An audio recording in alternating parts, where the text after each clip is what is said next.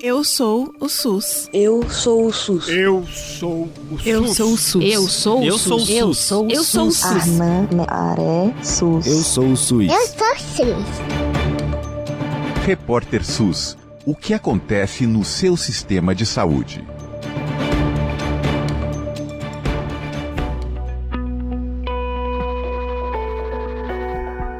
No dia 14 de junho é comemorado o Dia Internacional do Doador e da Doadora de Sangue, uma data criada em 2004 pela OMS, a Organização Mundial da Saúde, que estabelece como meta que os países tenham de 1 a 3% de doadores e doadoras na população. O Brasil, que registrou em 2024 3,4 milhões de doações de sangue, tem um valor considerado estável na última década e está numa taxa que não chega a 2% de doadores e doadoras. E todos os anos a nossa população vê os apelos dos hemocentros, do governo, para que a doação de sangue no Brasil aumente, especialmente no verão, no carnaval. De acordo com a OMS, quase metade das doações ocorre em países de alta renda, que concentram 16% da população mundial, trazendo aqui dados globais para a gente começar a entender um pouquinho também qual é a realidade do nosso país, que é uma economia em desenvolvimento do sul global, né? A taxa de doadores e doadoras nesses países ultrapassa os 3%, enquanto os países de renda média, que é o caso do Brasil, fica em torno de 1,5%. Então a gente já nota uma discrepância, né? Por que o Brasil ainda enfrenta esse problema, mesmo estando nessa faixa de índice que a OMS prega, de 1 a 3% de pessoas doando sangue todos os anos? Olha, esse problema tem tudo a ver com a história do nosso país, e a solução para esse problema também tem a ver com a nossa história e com a criação do nosso Sistema Único de Saúde. Hoje a gente vai conversar sobre tudo isso com o Dr. Luiz Amorim, que é diretor do Hemorrio, e vamos ter uma aula aqui para entender por que o Brasil ainda está doando pouco sangue e como é que a gente pode solucionar isso. Professor, obrigada pela presença aqui no Repórter SUS. Obrigado, Nara. Obrigado pelo convite. É uma honra e um prazer participar desse podcast, participar do Repórter SUS. E, de fato, você traz questões muito relevantes, né, na sua introdução, que são relevantes para o país, são, sobretudo, relevantes porque o país é uma coisa, né, um tanto, digamos, abstrata, mas o país é feito pelas pessoas que vivem nele, e as pessoas que vivem no Brasil precisam de sangue, muitas vezes, infelizmente, né, em qualquer lugar do mundo se precisa, e a gente precisa ter os estoques suficientes. Eu queria começar falando dessa efeméride do 14 de junho, que é o Dia Mundial do Doador de Sangue, que é uma data com a qual o Brasil não concordou muito. Pelo seguinte, essa data foi uma data que é muito importante para eles, porque é o início do verão europeu e americano, do hemisfério norte, né? E é o período em que eles mais sofrem com falta de sangue, porque as pessoas viajam, entram de férias, as empresas fecham, né, dão férias coletivas, universidade, etc., né? Locais onde se faz muita doação de sangue, muita coleta de sangue. Então, eles têm enorme dificuldade no verão, e o Brasil também tem a mesma dificuldade no verão, pelas mesmas razões, talvez acrescida do calor insano que costuma fazer no Brasil, que dificulta, né, em alguns lugares, calor com tempestade de verão, etc., que dificulta as pessoas saírem de casa, etc. Então, para o Brasil, o interessante seria uma data muito próxima do Natal, muito próxima do final do ano, para que a gente tivesse um reforço do estoque, que, em outras palavras, a intenção dessa data é conscientizar a população e também ter campanhas, sempre há campanhas mundiais da doação de sangue. Só que 14 de junho, para a gente, repito, não é o melhor momento, até porque o Brasil tinha uma data nacional do doador de sangue, que era 25 de novembro. Aí sim, 25 de novembro já é perto do verão, já nos dá um reforço dos estoques para ultrapassar o período de Natal, Ano Novo, janeiro e no Brasil, Carnaval. Enfim, mas essa data existe, ela foi aprovada pela maioria dos países membros, então a gente aproveita também esse momento para fazer campanhas, e claro, também é sempre útil, né, embora preferíssemos que fosse em outro momento. Mas, enfim. Então, esse é o primeiro comentário apenas em relação a essa efeméride, né?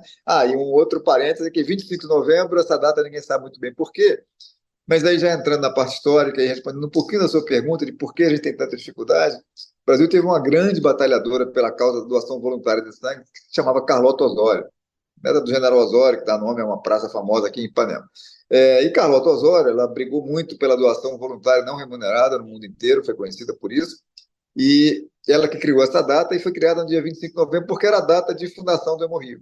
E Carlota Osório criou essa data por causa disso. Enfim, É muito interessante esses aspectos que o senhor traz em relação à data ter sido criada numa decisão do Norte Global, quando a gente trouxe aqui os índices que diferenciam os países mais ricos e a doação de sangue dos países mais ricos da doação de sangue dos países mais pobres e em desenvolvimento, como é o caso do Brasil. Essa curiosidade que a gente traz, além de alertar quem está nos ouvindo para o fato de que, olha, lá no fim do ano é quando a gente tem mais problema e o nosso carnaval traz muito problema de falta de sangue no Brasil, para a gente entender como essas definições, até uma efeméride, uma simples efeméride, acaba sendo uma definição que carrega o poder do norte global na nossa ciência, na nossa saúde, no nosso desenvolvimento científico, né, doutor Luiz? Achei interessantíssimo. E queria aproveitar que a gente está nessa conversa para já emendar numa pergunta para o senhor. O Brasil, um país em desenvolvimento, como a gente trouxe aqui os índices, é um país que está dentro das expectativas do OMS no que diz respeito à doação de sangue. Mas ainda assim, principalmente nesses momentos mais específicos que o senhor trouxe, a gente vê os nossos hemocentros pedindo sangue e a gente vê as campanhas alertando a nossa população para essa falta. A gente consegue trazer os elementos que nos levam a essa situação, doutor Luiz Amorim? sem dúvida, Nara, a gente pode pelo menos ter uma análise, né, que pode se revelar problemática em alguns aspectos, mas, enfim, é uma análise que eu acho que é a análise prevalente sobre isso. O que acontece é o seguinte: a doação de sangue no mundo começou na década de 40, durante a Segunda Guerra Mundial, né?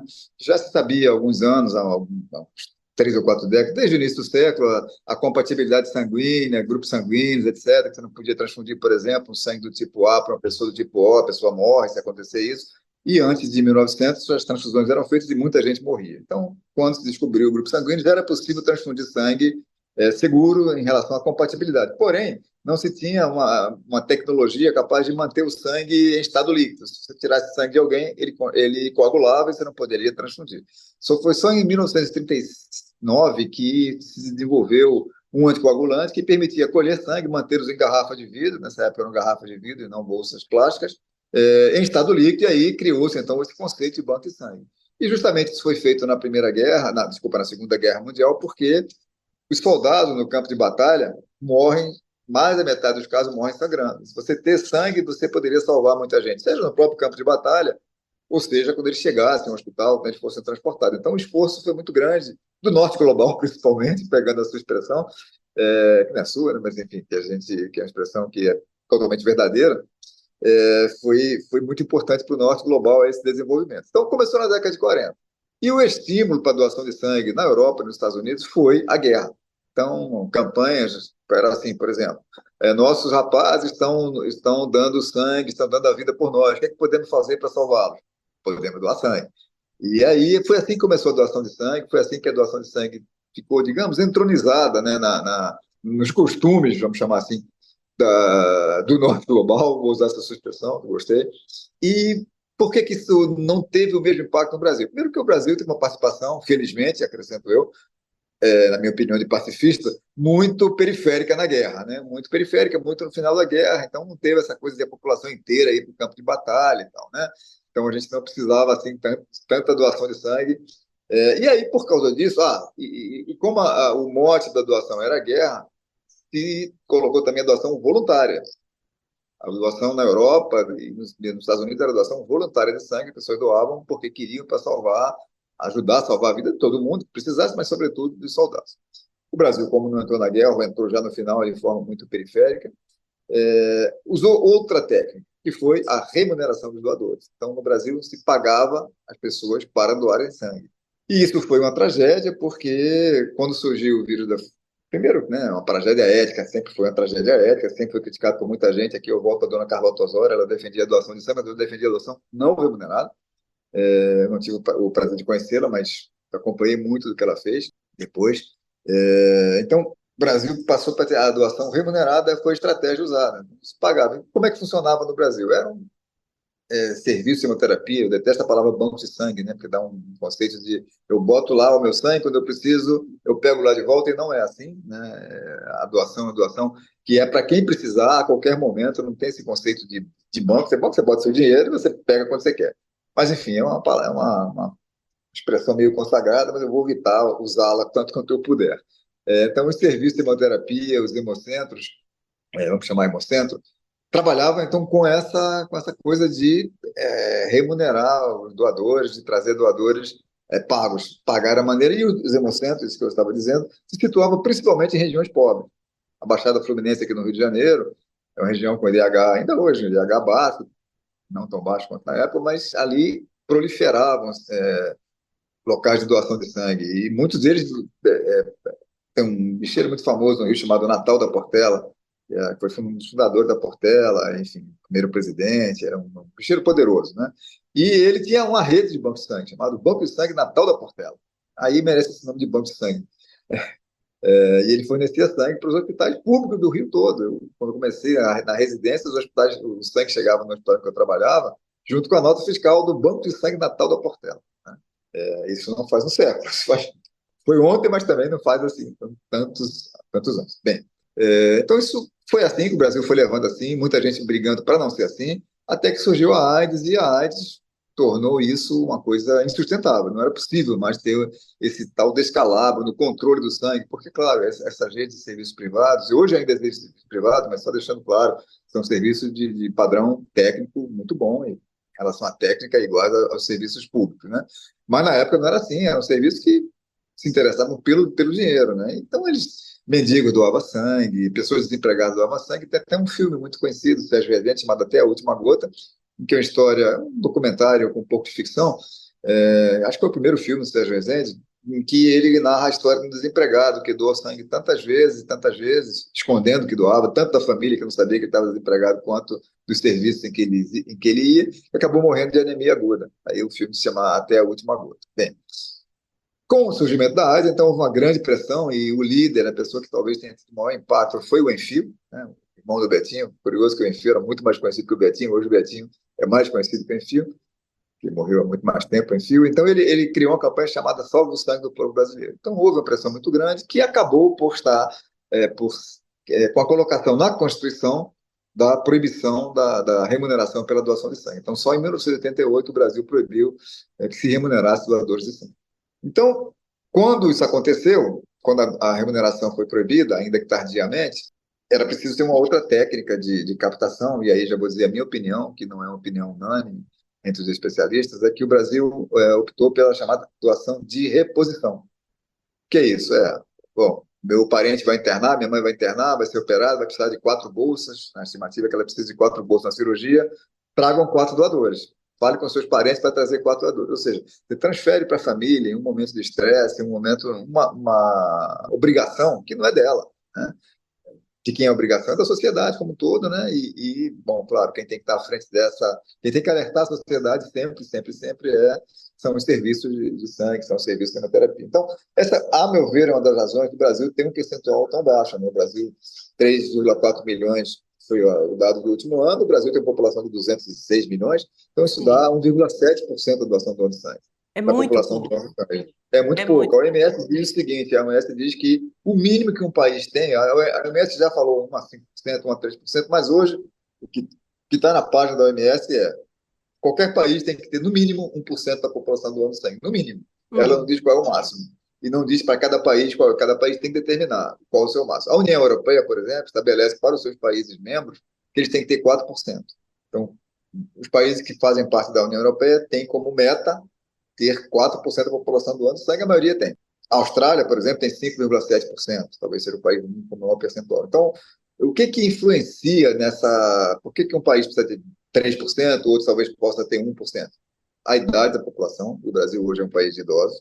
Quanto mais idosa a população, mais vai precisar de sangue, em primeiro lugar.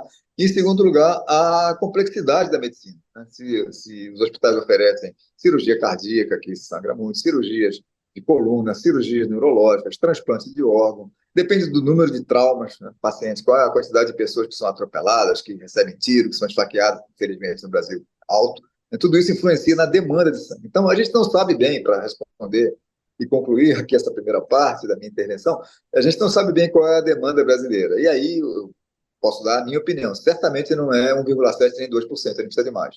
Talvez a gente não precise de 4%, como a Europa, tem a população mais idosa que a nossa, e também tem uma complexidade médica bem maior que a nossa, mas a gente precisa, eu acho, pelo menos 2,5%, por que não 3%? Eu acho que essa seria a nossa meta agora. Ninguém consegue sair de 1,7% para 3% em um ano, nem em dois. É um processo paulatino, e depois a gente pode conversar mais sobre como eu vejo as perspectivas para que a gente suba de patamar e para que a gente não fique pedindo toda vez, por favor, vendo a sangue, sempre com estoque muito baixo, etc. A gente tem que pedir sempre, mas evitar esses apelos desesperados. Sem dúvida. E, professor, incrível essa aula de história que o senhor deu aqui para a gente, porque a gente consegue entender como elementos da nossa sociedade influenciam na situação que a gente vivencia até hoje. Você vê o capitalismo na venda do sangue, a desigualdade com pessoas pobres vendendo o próprio sangue nas décadas de 70, 80, como o Brasil levou a questão da doação, né, de sangue de maneira diferente de outros países e como todos esses elementos nos trouxeram até aqui. E quando o senhor fala que certamente a gente tem uma necessidade maior do que 1 a 2% de doadores e doadoras, isso é óbvio.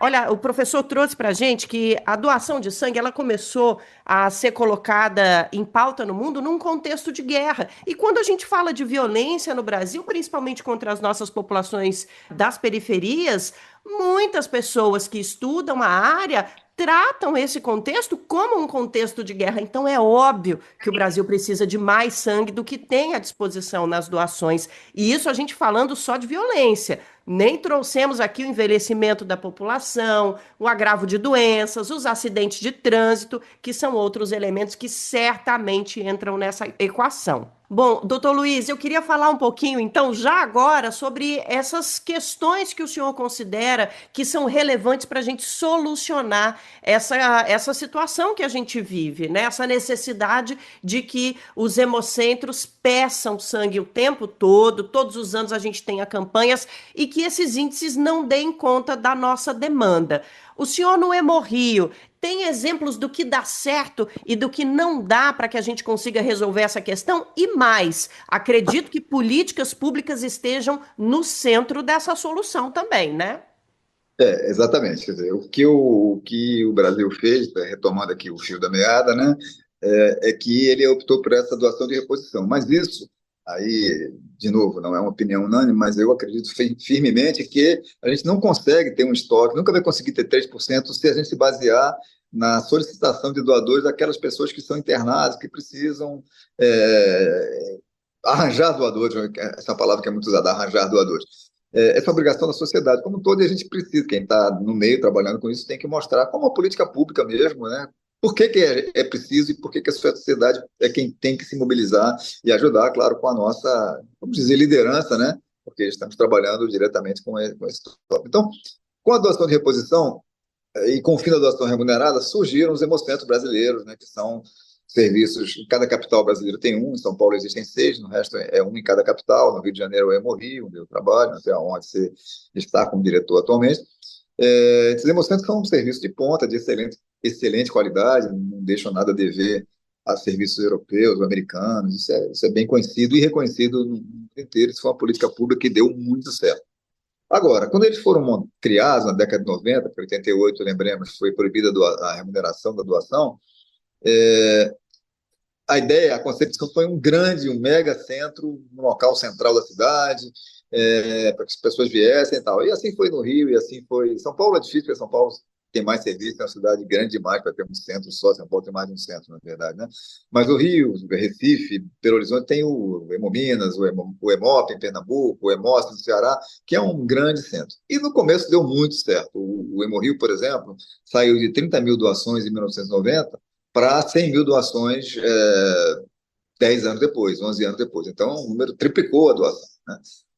Só que as coisas mudam, as cidades mudam, o mundo muda, né? E a mobilidade urbana foi se tornando cada vez mais difícil, né? E cara, difícil e cara. Então, hoje, pegando a cidade do Rio de Janeiro, que é onde eu moro, onde que eu conheço bem, a zona oeste do Rio de Janeiro tem 1 milhão de habitantes. Campo Grande, Bangu, Santa Cruz, para quem não é aqui do Rio. Alguém de Santa Cruz, que é a extrema zona oeste, população do bairro de 200 mil habitantes. Alguém de Santa Cruz que quiser vir do Rio vai levar 2 horas e meia para chegar.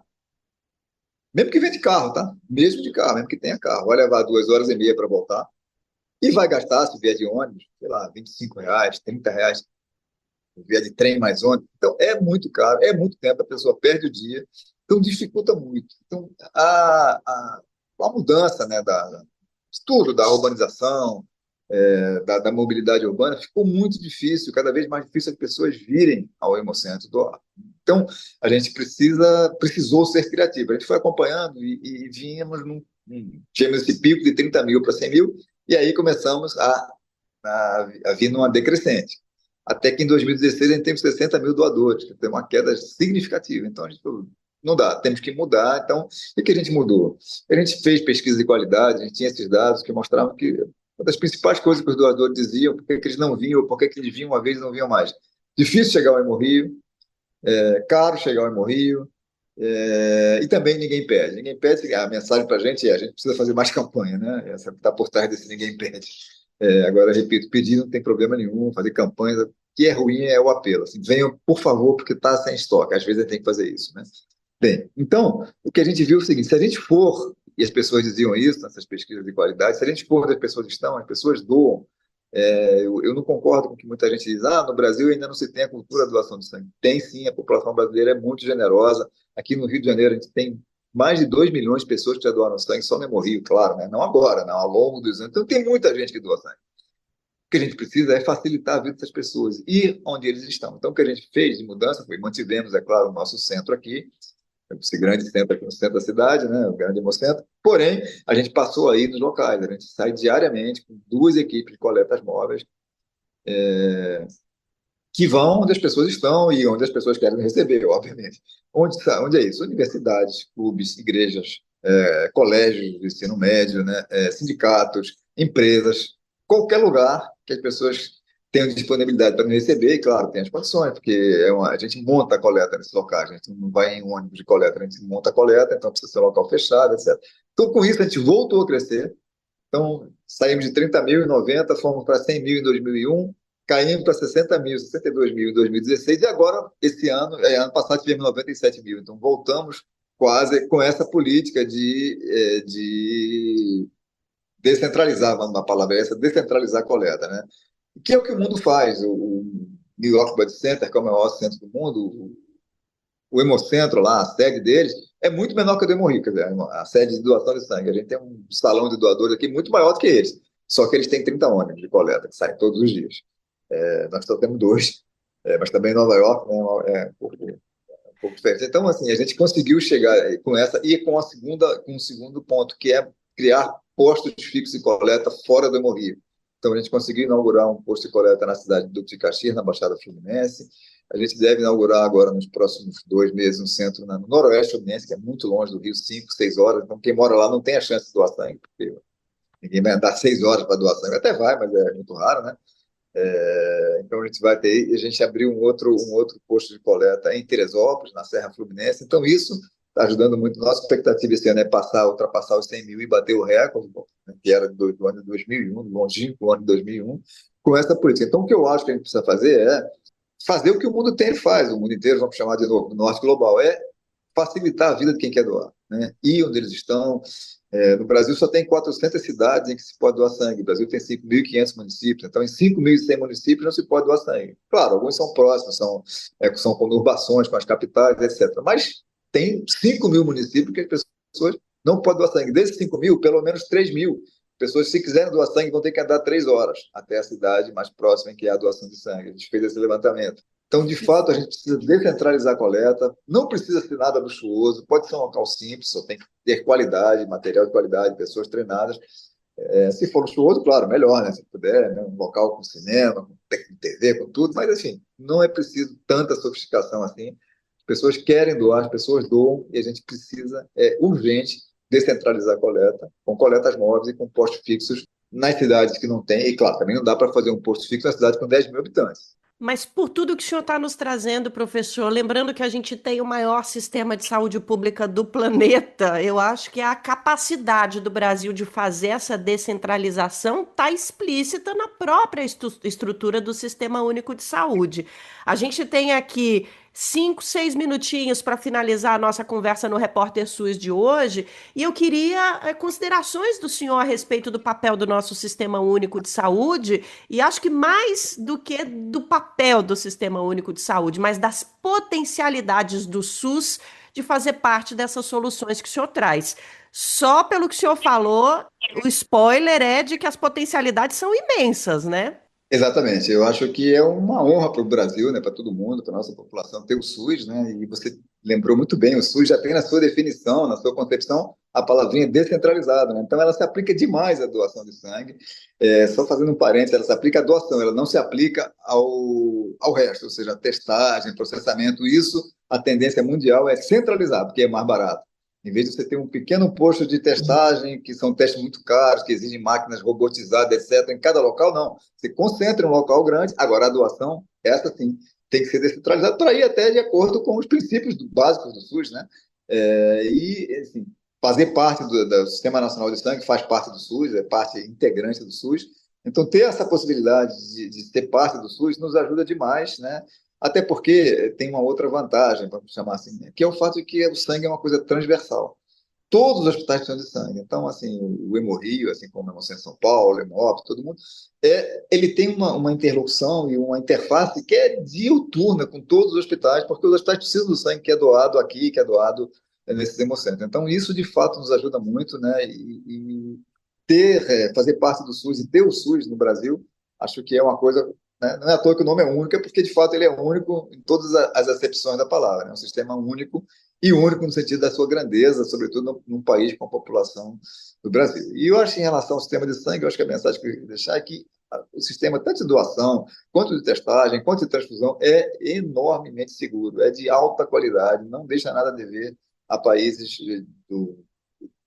com IDH alto, né? O Brasil tem IDH médio para alto, mas ainda médio, não deixa nada a dever. Então, as pessoas precisam, e já confiam, mas eu queria reforçar isso, confie no serviço de sangue, confie no sangue que é doado aqui, é de alta qualidade, e doem sangue, né? A gente precisa que as pessoas doem sangue, né? O sistema todo só vai existir com doação de sangue. E a doação de sangue, a gente sabe, a população é muito generosa, a gente só precisa facilitar um pouco a vida. Enquanto a vida assim, não está tão fácil quanto a gente queria por doadores, a gente apela, venham nos hemocentros, porque ainda dependemos também dessa doação que é feita nesses locais centralizados. Olha, você que está nos ouvindo, agora começou a entender por que que até hoje a gente não conseguiu solucionar esse problema, as bases históricas das nossas questões em relação à doação de sangue e como a gente tem as soluções na palma da mão, porque a gente tem o nosso sistema único de saúde, que é universalizado, descentralizado e atende a todo o país. Ficou com vontade de virar um doador, uma doadora de sangue? O primeiro passo é verificar se você atende aos requisitos. Tem que ter entre 16 e 69 anos, pesar mais de 50 quilos, estar em boas condições de saúde. E, em seguida, você precisa encontrar um hemocentro, um local para você fazer essa doação e agendar. Tudo isso é feito de graça no Brasil, nada disso é pago. A gente já tratou sobre isso aqui na nossa conversa também. Então, esse processo todo é de graça, é um processo que está totalmente de acordo com a natureza da população brasileira, como o doutor Luiz Amorim bem trouxe, a nossa população é generosa e agora a gente precisa dar condições para superar essas questões históricas que até hoje causam consequências na doação de sangue. E não é só no Junho Vermelho, no 14 de junho, a nossa população precisa de doações o tempo todo. Então, doe sangue. É isso, né? Ficou faltando alguma coisa na prestação de serviço? A lição de casa foi feita, professor? Eu acho que sim, né? Eu acho que ficou claro como o sangue é fundamental. Muitos tratamentos não se fazem sem sangue. Ninguém trata, por exemplo, a leucemia, ninguém faz quimioterapia se não tiver sangue, ninguém faz transplante se não tiver sangue. Então, o sangue é ainda hoje importantíssimo. Já foram gastos bilhões, mas bilhões mesmo, né? Força de expressão de dólares, tentando desenvolver um substituto artificial do sangue, do glóbulo vermelho principalmente, só tem uma função, que é transportar oxigênio, mas essa função básica ninguém conseguiu reproduzir com nada sintético, nada de animal. Então, as pessoas hoje até já desistem. Quando eu comecei trabalhando com isso, as pessoas diziam, você tem mais 5 anos de carreira, depois vai ser sangue artificial. E eu não vou dizer quantos anos eu tenho de carreira, tem alguns. Esqueça, não vai ter sangue artificial nunca. Nunca também, né? Vai ter um dia, mas vai demorar ainda, aparentemente. E a nossa opção é contar com a generosidade da nossa população, com certeza. Obrigada pela participação, Dr. Luiz Amorim, diretor do Hemorrio, que falou com a gente nesse Junho Vermelho. Valeu, professor, pela presença e pela aula, viu? Obrigado. Muito bom estar com vocês. A gente agradece também você que nos ouviu, os nossos ouvintes, as nossas ouvintes. Obrigada pela companhia, obrigada por estar sempre aqui com o Repórter SUS, que é uma parceria do Brasil de Fato e da Escola Politécnica de Saúde Joaquim Venâncio da Fiocruz. Saiba mais em brasildefato.com.br e é psjv.fiocruz.br. Apresentação Nara Lacerda, trabalhos técnicos Adilson Oliveira, na Fiocruz a produção é de Juliana Passos e no Brasil de Fato de Letícia Holanda. Até semana que vem com mais Repórter SUS.